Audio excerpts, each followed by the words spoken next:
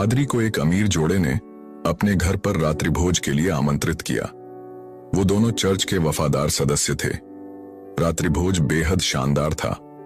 पादरी ने घर को आशीर्वाद दिया और फिर वहां से चले गए। लेकिन जैसे ही पादरी रवाना हुए, पत्नी ने एक अजीब बात नोट की। चांदी का एक चम्मच गायब था। वह नाराज हो गई और अपने पति को बताया। धीरे धीरे उनके मन में शक घर करने लगा।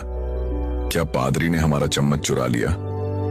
वे इस ख्याल को अनदेखा करने की कोशिश करते रहे, लेकिन यह बात उनके मन से नहीं निकली। जिस इंसान पर उन्होंने भरोसा किया था, अब उसी की ईमानदारी पर शक हो रहा था। दिन हफ्तों में बदल गए और वे इस मुद्दे पर बार बार बात करते रहे। शक और गुस्सा इतना बढ़ गया कि उन्होंने चर्च तक बदलने का सोच लिया।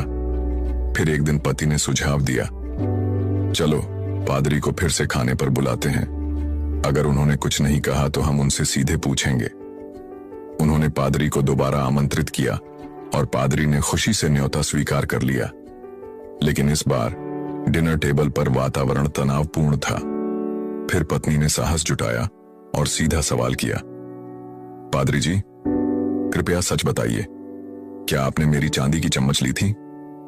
पादरी मुस्कुराए, शांत स्वर में बोले, मैंने वह चम्मच आपकी बाइबल के अंदर रख दी थी, यह देखने के लिए कि आप उसे पढ़ते हैं या नहीं। अब मुझे जवाब मिल गया है। यह सुनते ही पति पत्नी स्तब्ध रह गए। उन्हें समझ आया कि बाइबल तब से वैसी की वैसी बंद पड़ी थी। कई हफ्तों से उन्होंने उसे छुआ तक नहीं था। वे इतने व्यस्त थे दूसरों पर शक करने में कि खुद का आत्मनिरीक्षण करना भूल गए। कहानी की सीख, हम अक्सर दूसरों पर जल्दी शक करते हैं, जबकि सच्चाई हमारे ही भीतर छुपी होती है। जो बात हमें कचोटती है, वह हमारी खुद की लापरवाही और निष्क्रियता का नतीजा हो सकती है। अगर यह कहानी आपके दिल को छू गई, तो इसे अपने दोस्तों